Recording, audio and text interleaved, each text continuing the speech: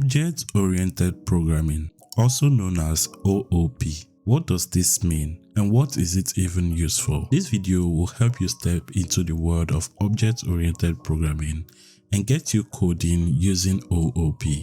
So hang in tight and let's sail. So you just finished learning the fundamentals of programming and now you're ready to learn a new way to write code, OOP. As a curious person, you decided to Google it and find out what it is about and why it is so important.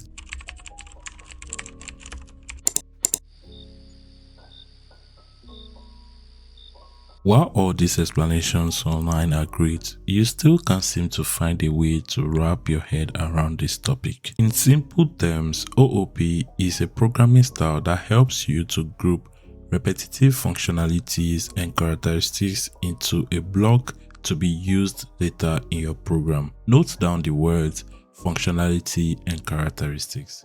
Personally, I feel this definition isn't enough for a beginner, so open your code editor and let's get into action. Before we begin practicing OOP in our program, we need to first of all take a look at a situation where OOP might be useful. Imagine you've been tasked to write a program that creates different types of pet animals. Essentially, as a beginner, what you would want to do is to create a dictionary for each types of animal. At this stage, your program functions flawlessly without any issues. However, if you were to create 20 more cats or dogs, the redundancy will become evident. Making a change to a pet's name, for instance, could turn into a tedious task. Additionally, there is currently no method for our pet to produce a sound unless we develop a specific function for that action. Fortunately, OOP comes to the rescue. Let's begin by crafting our class, which we can think of as the blueprint. By convention, the first letter of the class name should be uppercase. This blueprint is the block of code that will encapsulate all our desired functionalities and characteristics. Do those terms sound familiar?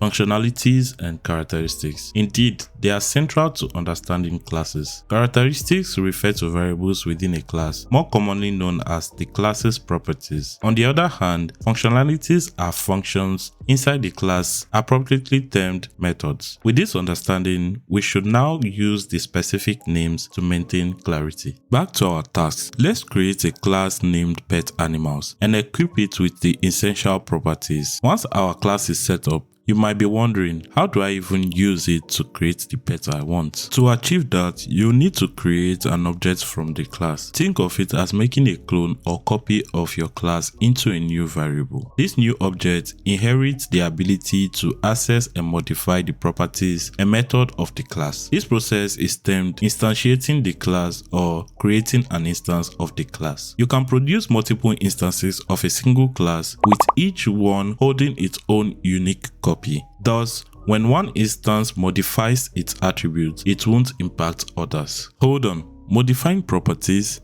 How can we even view them to begin with? Once you instantiate the class, you can use the dot notation to access both its properties and methods. Let's take a look at this in the terminal. To alter the property, simply assign a new value to the one you've already accessed. Modifying the properties of our object using this method might not seem like a big deal at first. The real issue arises when we try to modify more than one properties using this same method. To solve this issue, a new method is introduced in the creation of our class. This method is known as the init method. The init method takes a special parameter called self. Self refers to the instance of the class and not the class itself. Self must be the first parameter passed into the init method, followed by every other value we would like to make dynamic. Now that we've passed in our parameters into the init method, we need to instruct to this method to make these parameters dynamic. First of all, we'll need to create the names by which we would like to access our dynamic values. While these names can be any name, a common convention is to use the values we passed in the parameters. So to do that, type the self keyword followed by your desired name and assign to it the matching value in the parameter. Once that is done, the next time you're instantiating your class,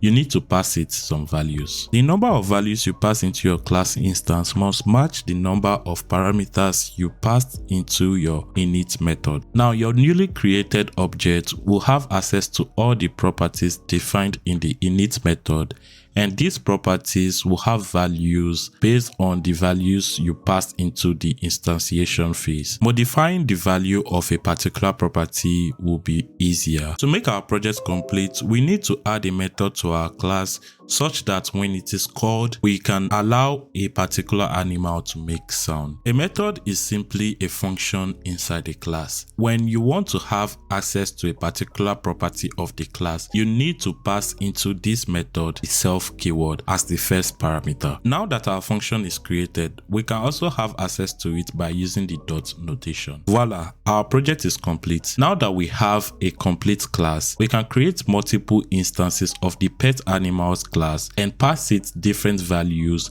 based on our needs. We also have the ability to call a method on each instance. Now we've taken the basic step into the world of OOP, but there is more to learn about it to truly unlock the full potential of OOP. If you enjoyed this video, please don't forget to subscribe to the channel for more videos like this, and don't forget to like and comment if you have any questions. My name is Wilfred, and I'll see you in the next one.